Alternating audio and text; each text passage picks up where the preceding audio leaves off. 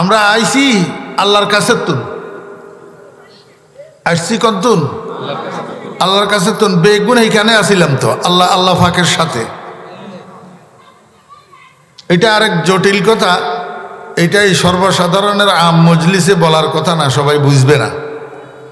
শুধু এতটুক বুঝেন, আমরা কোথার থেকে আসছি?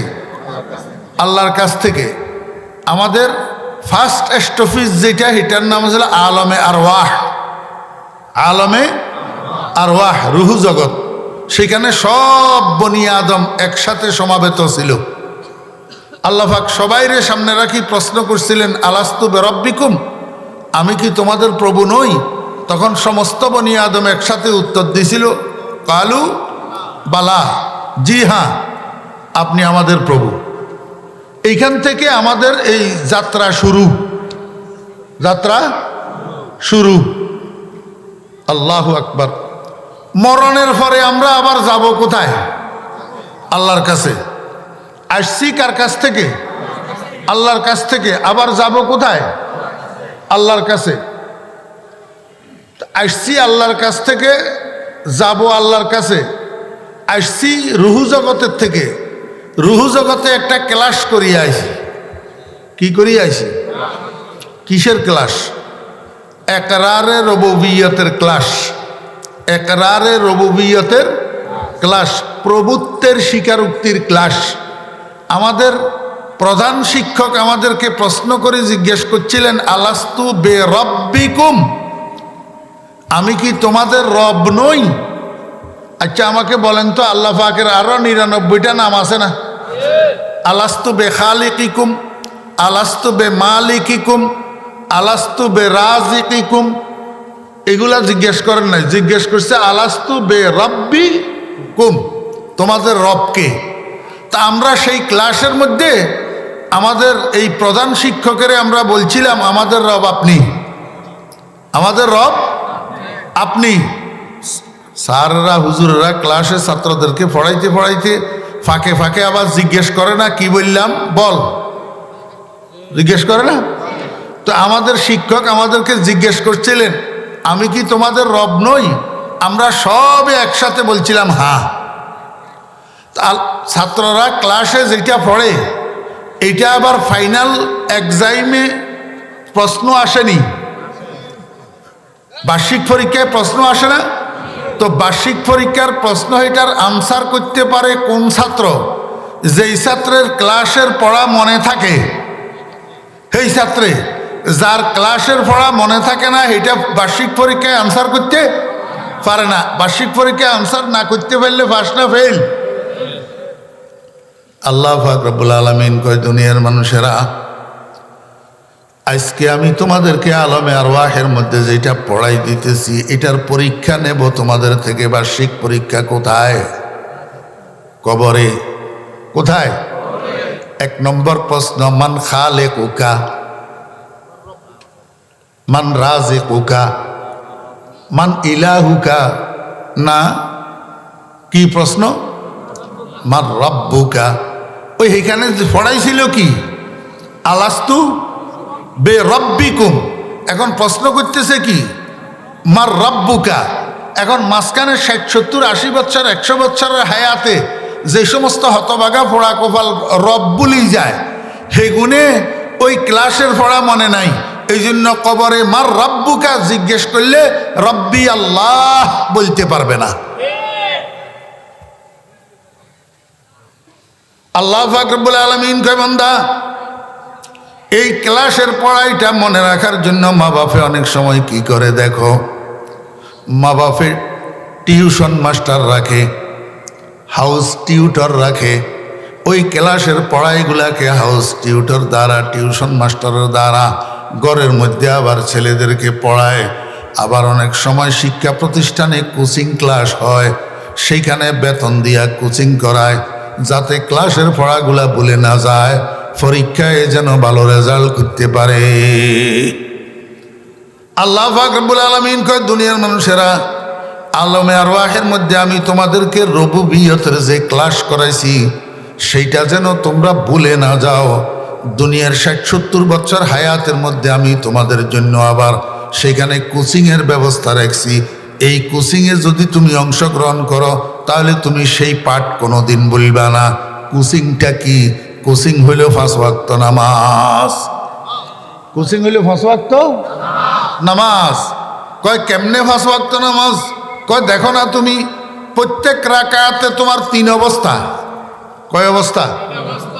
প্রত্যেক রাকাতে 3 অবস্থা। 1 নম্বর অবস্থা হইল তুমি দণ্ডায়মান, 2 নম্বর অবস্থা হইল তুমি সামনের দিকে ঝুঁকা রুকু, আর 3 নম্বর অবস্থা হইল তোমার কপাল মাটিতে সেজদা। আল্লাহ কয় এই 3টার মধ্যে আমি রিপিট করাইতে আছি তোমাকে রবের রিপিট। দাঁড়ানো অবস্থায় বলো আলহামদুলিল্লাহি খালিকিল আলামিন, রাজিকিল আলামিন, কি রব্বিল আলামিন। প্রত্যেক নামাজের প্রত্যেক রাকাতের দাঁড়ানো অবস্থায় রব্বিল আলামিন কইয়া ওই রবের ক্লাসের পড়াইটাকে তুমি স্মরণ করো। এবার রুকুতে যাও, রুকুতে যাইয়া আবার পড়াইটাকে স্মরণ করো সুবহানা রব্বিয়াল আযীম। আবার রব, আবার কি আল্লাহ পাক রব্বুল আলামিন কয় এবার সিজদায় যাও, আবার রবের পড়াইটাকে স্মরণ করো সুবহানা খালিকিয়াল আলা নাই, সুবহানা ইলাহিয়াল আলা নাই, সুবহানা রাব্বিয়াল আলা। প্রত্যেক নামাজের প্রত্যেক রাকাতের 3 অবস্থায় 3 বার রবের প্র্যাকটিস। কয়বার? যেই মানুষ দৈনিক 5 বার প্রত্যেক রাকাতে 3 বার করিয়া রবের প্র্যাকটিস করে, সেই মানুষটা ক্লাসের পড়াকে পুনরায় ইয়াদ করলো, পুনরায় স্মরণ করলো, পুনরায় মুখস্থ করলো। এখন এই মানুষটার সামনে যদি কবরে প্রশ্ন আসে মার রাব্বুকা, অনায়াসে তার মুখ থেকে বাইর হবে রব্বি আল্লাহ, রব্বি আল্লাহ, আল্লাহু আকবার। আমি আপনাদেরকে বুঝাইতে চেয়েছিলাম আমরা আসছি কোথার থেকে? আল্লাহর কাছ থেকে। আবার যাব কোথায়? আল্লাহর কাছে। এই কথাটা যে চিন্তা করে তার নাম মানুষ, আর এই কথা চিন্তা যার কাছে নাই তার নাম গরু, তার নাম বলদ। हम किधर से आए थे और फिर किधर जाएंगे हम किधर से आए थे और फिर किधर जाएंगे हम, दफे दफे जिंदगी में गौर करना चाहिए। মা বাপের বাড়ি থেকে বিদেশে যাইয়া যেই ছেলে মা বাপ বলি যায়, মা বাপের বাড়ি বলি যায়, এই ছেলেটারে কয় বাদাইম্যা, এটার নাম বাদাইম্যা। বাংলাদেশ থেকে করাচি যাইয়া যে বিবি বাচ্চা বলি যায় তার নাম বাদাইম্যা। অদোস্ত এতে আসল বাদাইম্যা ন, আসল বাদাইম্যা হইল ওই মুসলমান যাতে আল্লাহর কাছ থেকে আসি আল্লাহরে বলি যা, এতে হইল আসল বাদাইম্যা।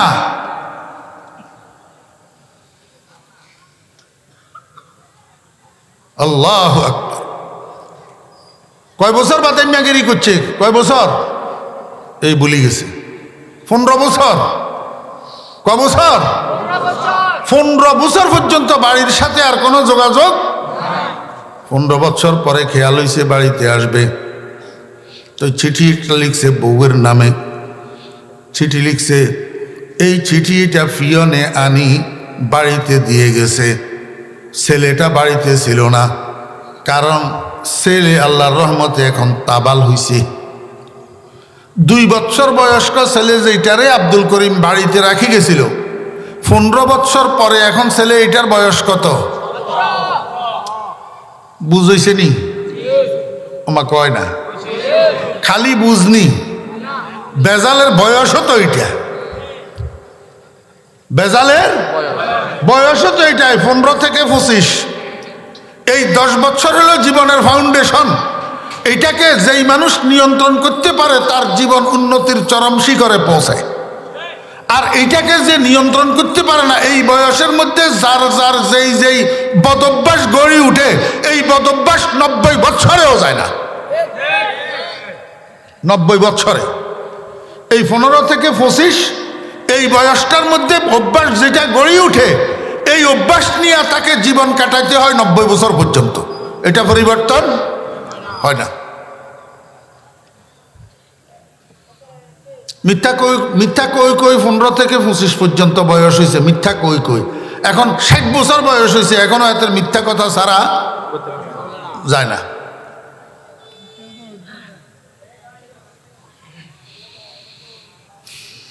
কত বছর? 17 বছর। ফিওনে আনি সিটি এটা দিয়ে গেছে মার কাছে। মা তো লেখাপড়া জানে না, সিটিটারে সামালি রেখছে। ছেলে যখন বাড়িতে এসছে, এখন ছেলেরে দিছে, কয় বাবা ফিওনে সিটি একটা দিয়ে গেল, কার সিটি কে জানে? আমাদের কাছে তো সিটি দেওয়ার মতো এরকম কোনো লোক নাই। আমার কেন যেন মন বলতেছে তোর বাবার চিঠি নি, কোনো একটু খুলি দেখ। ছেলে চিঠিটা খুলছে, খুলি দেখে যে ঠিকই বাবার চিঠি। ছেলে কয় আম্মা আপনি তো ঠিক বলছেন, এটা তো বাবার চিঠি। বলে 15 বছর পরে তোর বাবার কেমনে শুভ বুদ্ধির উদয় হইল, একটু চিঠিটা খুলি দেখ কি লিখছে। তো ছেলে চিঠিটারে ফুটছে, শুরু থেকে শেষ পর্যন্ত পড়ি। এবার মারে কয় মা আগামী মাসের 10 তারিখ সকাল 10টায় আব্বা ঢাকা এয়ারপোর্টে নামবে, বলছেন কেউ না কেউ যাই আব্বাকে আগায় নিয়ে আসার জন্য। মা কয় যে কেউ না কেউ কেন, তুই আল্লাহর রহমতের ছেলে সন্তান, বড় হইছ, এখন বুঝইছে, এখন তুই যাই এয়ারপোর্টের থেকে তোর আব্বারে আগে আনবি, আরেকজন যাইব কেন? ছেলে কয় যে আম্মা আমি তো আব্বারে চিনি না, কারণ আব্বা যখন বাড়ি থেকে চলে গেছে তখন আমার বুঝ হয় নাই। আর আল্লাহর রহমতে এখন আমি বড় হয়েছি, আব্বাইও আমাকে দেখলে চিনবে না। তো বাপ বেটা একজন একজনকে যদি না চিনি তো আগাই আনবো কিভাবে? মায় কয় যে বেটা তুই ঢাকা যাওয়ার সময় তোর জ্যাঠারের সাথে করে নিয়ে যাবি, তোর জ্যাঠাই এয়ারপোর্টে তোর সাথে তোর বাবার সাথে পরিচয় করাইয়া দিবে। জ্যাঠাই পরিচয় করাইতে পারবো না হয়তো না জি। মায়ের পেটের ভাই, ভাই বড় ধন রক্তের বাঁধন, যদিও পৃথক হয় নারীর কারণ। এই কথাটা আগে আমার বুঝে আসতো না, এখন আস্তে আস্তে বুঝে আসতেছে। সংসার যখন সামনের দিকে বাড়তেছে এখন আস্তে আস্তে বুঝে আসতেছে, আগে আর এটা আমার বুঝে আসতো। নারী যে কি জাতি, আমার ভাইরা দোস্ত আবাব, যদিও বউয়ের কথা ধরি একটা মুরগির বাচ্চা লইয়াও বাইয়ে বাইয়ে কাটাকাটি আর মারামারি করে, কিন্তু 50 বছর পরেও যদি এক ভাইয়ের সাথে আরেক ভাইয়ের দেখা হয়, চিনতে 1 সেকেন্ড সময় লাগে না।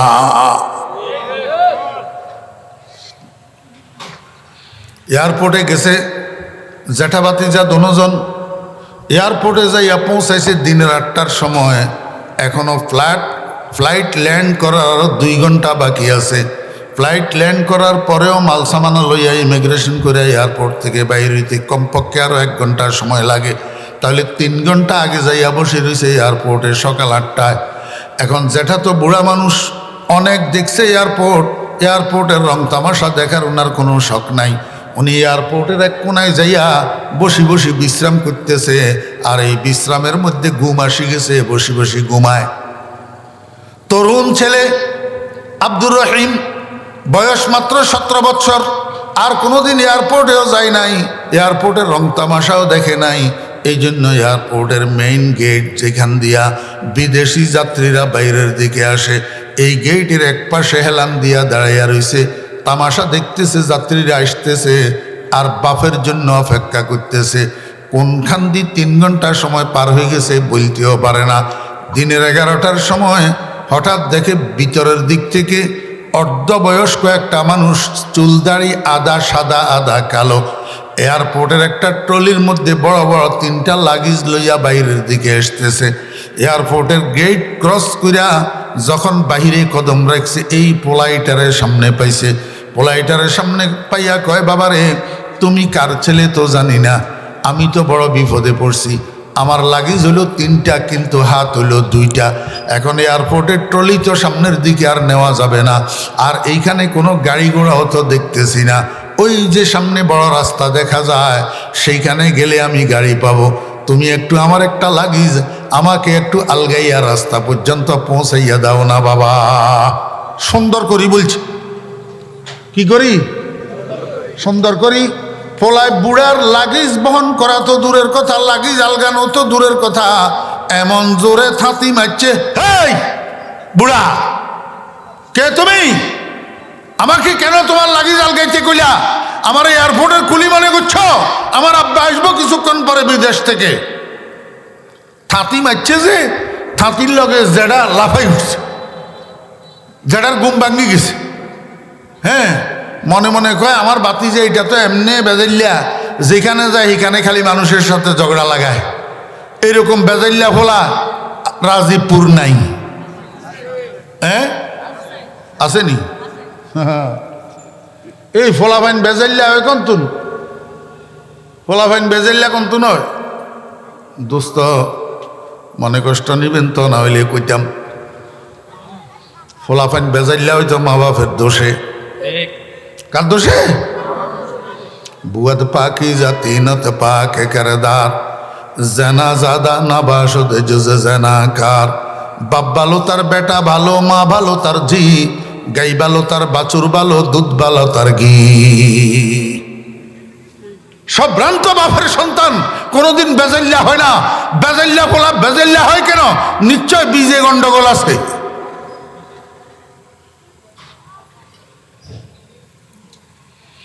যেটা মাথার উপর দিকে উঠে চায়, কার লগে বেজাল করে রাখে না চাই, ওমা মাথার উপরের দিকে উঠে দেখে যে আমার বাইয়ে না, আমার এমনি বাইরে দেখার সাথে সাথে চিনার সাথে সাথে বসার থেকে উঠে দিছে দৌড়। যখন দুই ভাই সামনাসামনি হয়েছে, এক ভাই আর এক ভাইয়ের বুকের উপরে জাপাইয়া পড়ছে, বাইয়ে বাইয়ে গলাগলি করতেছে, কুশল বিনিময় করতেছে। এই কুশল বিনিময় যখন শেষ হয়েছে, এইবার বড় ভাই ছোট ভাইয়ের দিকে তাকাইয়া কয়, ভাই আমার, এই যে তোর সামনে যেই ছেলেটা দাঁড়ানো আছে, এটা চিনতে পারিস নাই? এটা তোর কলিজার টুকটা আব্দুর রহিম। 2 বছর বয়স্ক যেই ছেলেটাকে বাড়িতে রেখে গেছিলি, এখন আল্লাহর রহমতে বড় হয়েছে, তোরা বাপ বেটা একজন একজনকে চিনবি না, এই জন্য আমি পরিচয় করাইয়া দিতে আসছি, এটা তোর সন্তান আব্দুর রহিম। এবার বাতিজার দিকে ঘুরছে, বাতিজার দিকে ঘুরিয়া জেঠাই কয়, ও বাতিজা আব্দুর রহিম, কারে তুই থাতি মারতেছ, কারে ঝাটকে দিতেছ? যেই আব্বাকে আগাই নেওয়ার জন্য এত কষ্ট করি সোনাইমুড়ির থেকে ঢাকা এয়ারপোর্ট পর্যন্ত আসলাম, এই তো তোর আব্বা আমার ছোট ভাই আব্দুল করিম, কাকে তুই জাড়ি মারতেছ? এই কথা শোনার সাথে সাথে ছেলে আর নিজেকে স্থির রাখতে পারে না, অনুশোচনার আগুন কলিজার মধ্যে দাউ দাউ করে জ্বলি উঠছে। হাই কি করলাম, আব্বাকে আগায় নেওয়ার জন্য আসলাম, না চিনার কারণে আব্বাকে জারি মারলাম, আব্বার সাথে বেয়াদবি করলাম। এমনি চট করিম বাপের পায়ের উপরে পড়ছে, পাও জড়াইয়া ধরি কয়, আব্বা আমি আপনাকে না চিনার কারণে বেয়াদবি করে ফেলছি, আমাকে মাফ করে দেন, আমি আপনার হুকুম মানতে পারি নাই, আপনার একটা লাগেজ বহন করার হুকুমটা আমি পালন করতে পারি নাই, এখন আপনি আমার এক কাঁধে উঠিয়া বসেন, আর এক কাঁধে 3টা লাগেজ উঠাইয়া দেন, সবগুলা বহন করার জন্য আমি প্রস্তুত। আজ মোহাব্বত তলখা শিরিন শাওয়াত, ওয়াজ মোহাব্বত দর্দ গম হালওয়া শাওয়াত। আমাকে একটু বুঝে থাকলে বলুন না, এরা বাপ বেটা দুজনের জন্য দুজনের অন্তরে আগের থেকে মোহাব্বত ছিল কি ছিল না? ছিল না? যদি মোহাব্বত নাই থাকে তো বাফেরে করাচির থেকে ঢাকা এয়ারপোর্ট পর্যন্ত টানিয়ে নিল কিসে? এই ছেলে এইটারে সোনাইমুড়ির থেকে ঢাকা এয়ারপোর্ট পর্যন্ত টানিয়ে নিল কিসে? দুজনের গলার ভিতরে একটা রশি বান্ধা আছে, দুজনের গলার মধ্যে একটা কি বান্ধা আছে? রশি। রশি এটা সুতার রশি ন, এটা পাটের রশি ন, এটা চোখে দেখা যায় না, এটা হাতে ধরা যায় না, এটা বিনি সুতার মহব্বতের রশি। এইটাই টানি পৃথিবীর এক দেশ থেকে একজনকে পৃথিবীর আরেক দেশে আরেকজনের কোলে নিয়ে পৌঁছায়। রিশতায়ে দরগর্দনম আফগন্দা দোস্ত, রিশতায়ে দরগর্দনম আফগন্দা দোস্ত, মি বরদার যাকে খাতের খাহেউস্ত। আপনারা মনে করতেছেন রশিদিয়া মাদ্রাসার মাহফিলে যে আজকে আপনারা আসছেন, গায়ের জোরে আসছেন নাকি টাকার জোরে আসছেন? না না, প্রত্যেকের গলার মধ্যে আহকামুল হাকিমিন রব্বুল আলামিন একটা মহব্বতের রশি লাগাইয়া, ওই মহব্বতের রশি দিয়ে টানিয়া টানিয়া রশিদিয়া মাদ্রাসার মাহফিলে নিয়ে আসছে। আল্লাহ পাক যাদেরকে মহব্বত করেন, গলায় একটা মহাব্বতের রশি লাগাইয়া ওই রশি দিয়া টানিয়া টানিয়া মহাব্বতের মানুষটাকে দৈনিক 5 বার মসজিদে নিয়ে যায়। আল্লাহ যেই মানুষটাকে মহাব্বত করে ওই মহাব্বতের রশি গলায় লাগাইয়া জীবনের কোনো এক মুহূর্তে হইলেও টানিয়া টানিয়া মক্কা আর মদিনায় নিয়ে যায়। দুজনের মধ্যে আগে থেকে মহব্বত ছিল কি ছিল না? বাপের অন্তরেও ছেলের মহব্বত ছিল, ছেলের অন্তরেও বাপের মহব্বত ছিল। কিন্তু 15 বছর পর্যন্ত একজনে আরেকজনকে না দেখার কারণে দুজনের পরিচয় হারাইয়া ফেলছে, পরিচয় হারাইয়া ফেলছে। এখন যখন আরেকজন পরিচিত ব্যক্তির মধ্যস্থতায়, জেঠার মধ্যস্থতায় যখন পরিচয় আবার উদ্ধার হয়েছে, ওই মহব্বত যেটা পরিচয়ের অভাবে বিলুপ্ত হইয়াছিল, এই বিলুপ্ত মহব্বত আবার সজাগ হইয়া গেছে, আবার বিকশিত হইয়া গেছে। মহব্বত যখন বিকশিত হইয়া গেছে তখন হুকুম পালন করার স্বীকারোক্তি আসে গেছে। কিন্তু আগে এই স্বীকারোক্তি, আল্লাহ পাক রব্বুল আলামিন কয়, দুনিয়ার মানুষেরা আমি অসীম তোমরা সসীম, আমি নিরাকার তোমরা আকার, তোমাদের সব কিছু সীমাবদ্ধ, আমার থেকে তোমাদের দূরত্ব অনেক বেশি। এই কারণে তোমরা আমাকে ভুলে যাইবা, আমার পরিচয় হারাইয়া ফেলবা। যতক্ষণ পর্যন্ত আমার পরিচয় আবার পুনরুদ্ধার করতে না পারিবা ততক্ষণ পর্যন্ত তোমাদের অন্তরে থাকা আমার মহব্বতটা বিকশিত হবে না। আর এই মহব্বত যতক্ষণ বিকশিত না হবে ততক্ষণ পর্যন্ত শেষ রাত্রে উঠি তাহাজ্জুদের নামাজ পড়া তোমার জন্য সহজ হবে না, তোমার জন্য সহজ হবে না। এখন এই পরিচয় কোথার থেকে অর্জন করিবা? যেই পরিচয়টা হারাইয়া গেছে, এই পরিচয় উদ্ধার না করলে বিলুপ্ত মহব্বত প্রকাশ হবে না। এখন এই পরিচয় কোথার থেকে অর্জন করিবা? পরিচয় অর্জন করার জন্য আরেকজন পরিচিত লোকের সাহায্য লাগবে, পরিচিত লোকের দিক নির্দেশনা লাগবে। সেই পরিচিত লোকটার নাম মুহাম্মাদুর রাসূলুল্লাহ সাল্লাল্লাহু আলাইহি ওয়াসাল্লাম। আমি আমার বন্ধুকে পাঠাইছি দুনিয়াতে কি জন্য? আমার সাথে আমার ওই পরিচয় হারানো বান্দাদেরকে পুনর্পরিচিত করে দেওয়ার জন্য। পরিচয় আল্লাহ দিয়া দিছে, পরিচয়ও আল্লাহ দিয়া দিছে। আল্লাহর দিয়ে দেওয়া পরিচয় এটারে শুধু রাসূল আকরাম সাল্লাল্লাহু আলাইহি ওয়াসাল্লাম দুনিয়ার মানুষদেরকে তেলাওয়াত করে করে শুনাইছে। এই তেলাওয়াত করে করে শোনানোর দ্বারায় দুনিয়ার মানুষেরা বুঝতে পারে আল্লাহকে। আল্লাহু লা ইলাহা ইল্লা হুয়াল হাইয়ুল কাইয়্যুম লা তাখুযুহু সিনাতুন ওয়ালা নাওম। এর মধ্যে আল্লাহ পাকের পরিচয় আছে না নাই? কুল হুয়াল্লাহু আহাদ আল্লাহুস সামাদ লাম ইয়ালিদ ওয়া লাম ইউলাদ ওয়া লাম ইয়াকুল লাহু কুফুয়ান আহাদ। এরকম কোরআন শরীফের জায়গায় জায়গায় জায়গায় জায়গায় আল্লাহ পাক রব্বুল আলামিন নিজের পরিচয় উঠাইয়া ধরছেন। আর এই পরিচয়গুলা মুহাম্মদুর রাসূলুল্লাহ সাল্লাল্লাহু আলাইহি ওয়াসাল্লামের উপরে নাজিল করছেন। মুহাম্মদুর রাসূলুল্লাহ সাল্লাল্লাহু আলাইহি ওয়াসাল্লাম এই পরিচয়গুলা তেলাওয়াত করিয়া করিয়া দুনিয়ার মানুষকে শোনায়। যারা শুধু তেলাওয়াতের দ্বারায় বুঝে না তাদেরকে বুঝাইয়া দে ওয়া ইউআল্লিমুহুমুল কিতাবা ওয়াল হিকমা। এই পরিচয় তাদেরকে বুঝাইয়া দে। আর এর দ্বারা যখন দুনিয়ার মানুষের কাছে আল্লাহ পাকের মারফত, আল্লাহ পাকের পরিচয় উপলব্ধ হইয়া যায়, তখন আল্লাহ পাকের ইবাদত তথা আল্লাহ পাকের হুকুম মানা দুনিয়ার মানুষের জন্য সহজ হইয়া যায়। আল্লাহ পাক যত ইবাদত আমাদের জন্য দিয়েছেন তার মধ্যে একটা অন্যতম মহান ইবাদতের নাম হলো দরুদ শরীফ। মহান ইবাদতের নাম কি? দরুদ শরীফ। বলে মহান বললেন কেন? মহান বলছি এই জন্য যেই কাজটা শুধু মানুষের করার জন্য আল্লাহ হুকুম দিছে তা না, বরং নিজেও করেন, আল্লাহর ফেরেশতারাও করে, এই সংবাদও আল্লাহ দিছে। ইন্নাল্লাহা ওয়া মালাইকাতাহু ইউসাল্লুনা আলান নাবিয়্যি। এটা হলো সংবাদ। এটা কি অর্থ? কি নিশ্চয় আল্লাহ এবং আল্লাহর ফেরেশতাগণ নবীর উপর দরুদ পাঠ করে থাকেন। এই সংবাদটা আল্লাহ পাক এই জন্য দিয়েছেন যে সামনে যেই কাজের আল্লাহ পাক আদেশ দিতেছেন সেই কাজের গুরুত্ব বোঝানোর জন্য, দুনিয়ার মানুষ যেন সেই কাজটার গুরুত্ব বুঝে। বাপরে বাপ, কত মহান কাজ, যেই কাজ আল্লাহও করে ফেরেশতারাও করে।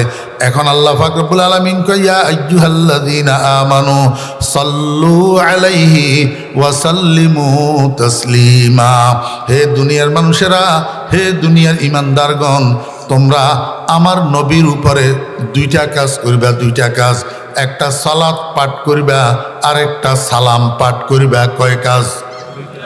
আদেশ কয় কাজের? দুই কাজের।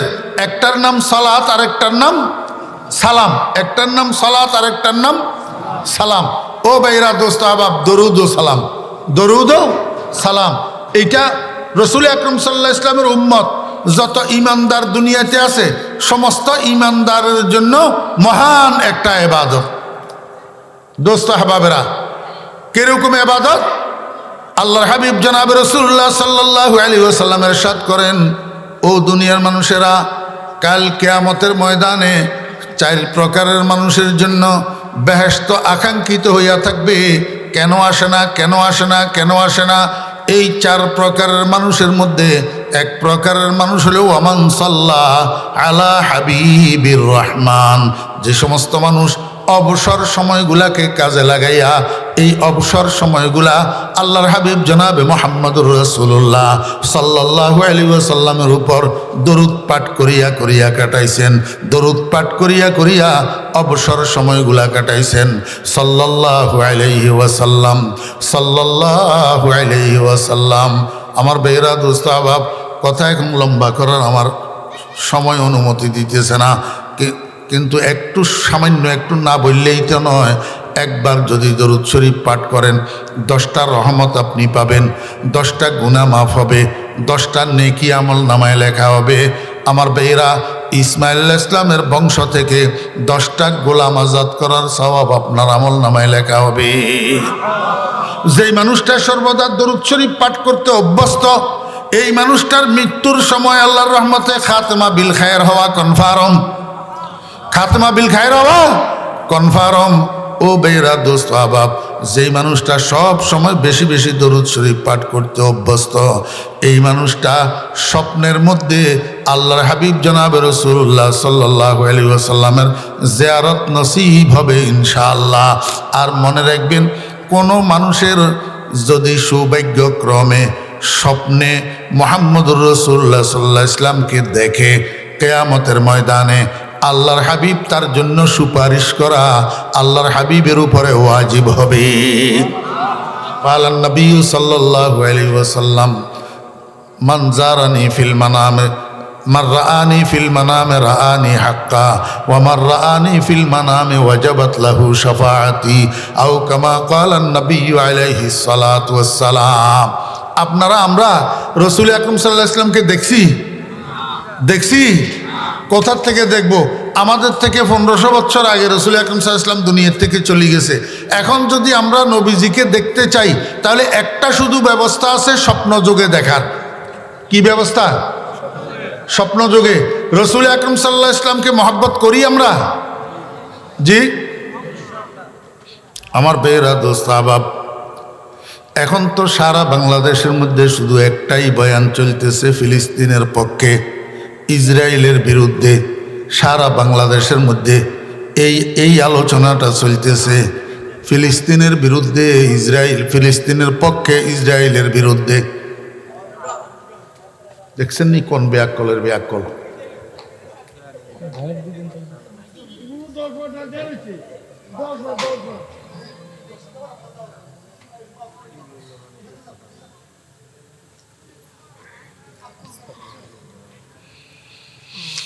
মনোযোগ আসেনি এবং হওয়াও দরকার। ফিলিস্তিনের পক্ষে ইসরায়েলের বিরুদ্ধে বয়ান, বর্ণনা, বক্তব্য, মিটিং, মিছিল হওয়া দরকার আছে না নাই? কিন্তু একটা কথা কইলে আপনারা আমারে কোনো ভুল কইবেন নি কোনো। এই ভাই,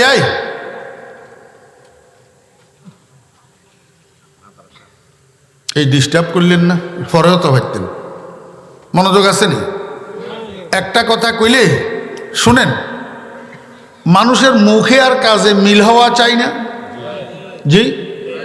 আপনি মুখে তো বিরোধিতা করতেছেন ইহুদির, কিন্তু আপনার মাথা থেকে পাও পর্যন্ত ইহুদির আদর্শ, আপনার পরিবারে ইহুদির আদর্শ, আপনার বিয়ে শাদিতে ইহুদির আদর্শ, আপনার লেখাপড়ায় ইহুদির আদর্শ, আপনার ব্যবসা বাণিজ্যে ইহুদির আদর্শ, আপনার লেনদেনে ইহুদির আদর্শ, আপনার রাজনীতিতে ইহুদির আদর্শ, আপনার সমাজনীতিতে ইহুদির আদর্শ।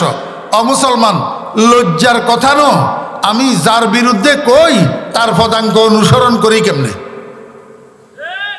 হ্যাঁ, বিরোধিতা করি হেতের, আবার হেতের লগে লই বই বই সারাদিন চা খাই। মানুষ হাসার কথা নয় এটা। কয় হুজুরে খালি সারাক্ষণ হেতের বিরোধিতা করে, আর হেতের লগে লগে লই চা দোকানে খালি কি খায়? চা খায়। একদিকে হাতের লগে লই বই বই চা খায়, আর একদিকে খালি হাতের বিরোধিতা করে। তো একজন মানুষের থেকে দুই রকম আচরণ নয়টা। আমার বেয়েরা, দোস্ত বাবেরা, ও যুবক বেয়েরা, মনে কষ্ট নিবেন না।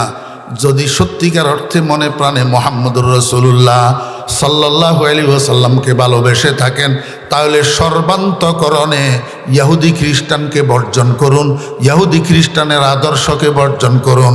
লেবাসে, পোশাকে, সুরতে, শেকলে, মাথার তালু থেকে পায়ের তালু পর্যন্ত আপনার দিকে তাকাইলে যেন বোঝা যায় আপনি মোহাম্মদুর রাসূলুল্লাহ সাল্লাল্লাহু আলাইহি ওয়াসাল্লামের উম্মত। আপনি জো বাইডেনের উম্মত না, আপনি নেতানিয়াহুর উম্মত না, আপনি মোদির উম্মত না। এইটা আপনার দিকে তাকাইলে যেন বোঝা যায়, তবেই প্রতীয়মান হবে আপনার অন্তরে মুহাম্মদুর রাসূলুল্লাহ সাল্লাল্লাহু আলাইহি ওয়াসাল্লামের ভালোবাসা আছে। গুফতমায় আবলা আগার তু আশিকি, গুফতমায় আবলা আগার তু আশিকি, দরবয়ানে দাওয়ায়ে খুদ সাদিকি। এই জন্য মুহাম্মদুর রাসূলুল্লাহ সাল্লাল্লাহু আলাইহি ওয়াসাল্লাম ইরশাদ করছেন, খালিফুল ইয়াহুদা ওয়ান নাসারা, আমার উম্মতেরা তোমরা ইহুদি এবং নাসারার বিরোধিতা করো, ইহুদি এবং খ্রিস্টানের উল্টা করো। ইহুদি যেটা করবে সেটা তুমি করবা না, ইহুদি যেটা করবে না সেটা তুমি করবা। খবরদার, উঠকে বৈঠকে চলায় ফেরায় আমি মুহাম্মদুর রাসূলুল্লাহ সাল্লাল্লাহু আলাইহি ওয়াসাল্লামের অনুসরণ করিবা, ইহুদির অনুসরণ করিবা না। আল্লাহু আকবার। যেই কথাটা আমি আপনাদেরকে বলতেছিলাম, আপনারা কি চান মুহাম্মদুর রাসূলুল্লাহ সাল্লাল্লাহু আলাইহি ওয়াসাল্লামকে স্বপ্নে দেখতে? তাহলে একটা দরুদ শরীফ মুখস্থ করেন। আল্লাহুম্মা সাল্লি আলা সাইয়্যিদিনা ওয়া মাওলানা মুহাম্মদ কুল্লামা যাকারাহু যাকিরুন ওয়া কুল্লামা গাফালা আন যিকরিহিল গাফিলুন। ছোট্ট একটা দরুদ শরীফ, এই দরুদ শরীফটা মুখস্থ করেন। এই দরুদ শরীফটা মুখস্থ করি রাত্রে ঘুমের বিছানায় যখন যাবেন, আল্লাহু আকবার, আপনি আপনার বিছানার মধ্যে শুইছেন, রুমের লাইট বন্ধ করছেন, দরজা বন্ধ করছেন, সাথে সাথে তো ঘুম আসে না। এই সময়ের মধ্যে ঘুম আসার আগে আগে তসবির ছড়াটা হাতের মধ্যে লইয়া অথবা আঙ্গুলের করের উপরে গণনা করিয়া করিয়া আল্লাহুম্মা সাল্লি আলা সাইয়্যিদিনা ওয়া মাওলানা মুহাম্মদ কুল্লামা যাকারাহু যাকিরুন ওয়া কুল্লামা গাফালা আন যিকরিহিল গাফিলুন। এই দরুদ শরীফটা 100 বার পড়বেন। 100 বার পড়ি এইবার মনে মনে আল্লাহর কাছে দোয়া করবেন, এ আল্লাহ, আমি তোমার বন্ধুর নামে এই দরুদ শরীফটা 100 বার পড়লাম। এই দরুদের হাদিয়া সোনার মদিনায় মুহাম্মদুর রাসূলুল্লাহ সাল্লাল্লাহু আলাইহি ওয়াসাল্লামের রওজায়ে আতহারে আমি গরিবের পক্ষ থেকে হাদিয়া পৌঁছাইয়া দাও। আয় আল্লাহ, এই দরুদ শরীফের উসিলায় তোমার বন্ধুর চেহারা মোবারকটা আমাকে একটু স্বপ্ন যোগে দিদার করাইয়া দাও। कम से कम ख्वाब में देखला दे या रब, कम से कम ख्वाब में देखला दे या रब, मुझे रुखसार ताबाने मोहम्मद। ও বেরা দোস্ত আবাব, এই কাজটা লাগাতার করবেন, লাগাতার, মাঝখানে গ্যাপ যেতে পারবে না। কতদিন? 41 দিন। আল্লাহর রহমতে, আমি আল্লাহর রহমতের উপরে ভরসা করি বলতেছি। ওলামায়ে কেরামের সবগুলা কথারে পণ্ডিতি মনে করিয়েন না। ওলামায়ে কেরামরা অনেক কথা নিজের অভিজ্ঞতার থেকে বলে। আল্লাহর রহমতে ইনশাআল্লাহ একটানা 41 দিন করেন, আল্লাহর রহমতে এই 41 দিনের মধ্যে আল্লাহর হাবিব জনাব রাসূলুল্লাহ সাল্লাল্লাহু আলাইহি ওয়াসাল্লামের সাথে আপনার স্বপ্ন যোগে দিদার হইয়া যাবে। আল্লাহু আকবার।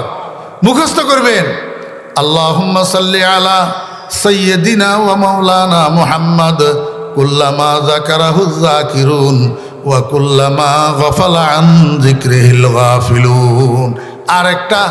আরেকটা আরজ করি শেষ।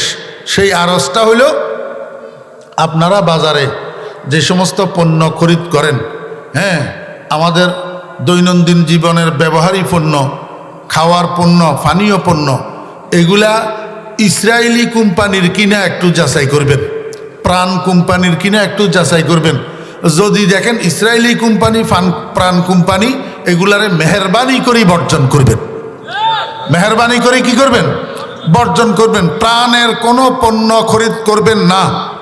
ইসরায়েলি কোনো পণ্য, লাক্স সাবান, Rin powder, Surf Excel powder, Coca Cola, 7 Up, এই জাতীয় ইসরায়েলি যত জিনিস আছে এগুলো আপনারা খরিদ করতেছেন, তারা এগুলার উপরে প্রফিট করতেছে। আর এই প্রফিটের অর্থগুলা মুসলমান নিধনের কাজে তারা ব্যবহার করতেছে। আপনারা মুখে বলেন ফিলিস্তিনের প্রতি মহব্বত, আর কাজে ইসরায়েলিদেরকে সহযোগিতা করতেছেন। এই সহযোগিতা যেন তারা মুসলমানের থেকে না পায়, এই জন্য সবাই সজাগ থাকবেন, সতর্ক থাকবেন। ইসরায়েলি কোনো পণ্য, প্রাণের কোনো পণ্য কোনো মুসলমান ব্যবহার করবে না। আল্লাহ পাক আমাদেরকে তৌফিক দান করেন। ওয়া আখিরু দাওয়ানা আনিল হামদুলিল্লাহি রাব্বিল আলামিন ওয়া সাল্লাল্লাহু তাআলা আলা খাইরি খালকিহি মুহাম্মাদিন ওয়া আলিহি ওয়া সাহবিহি আজমাইন।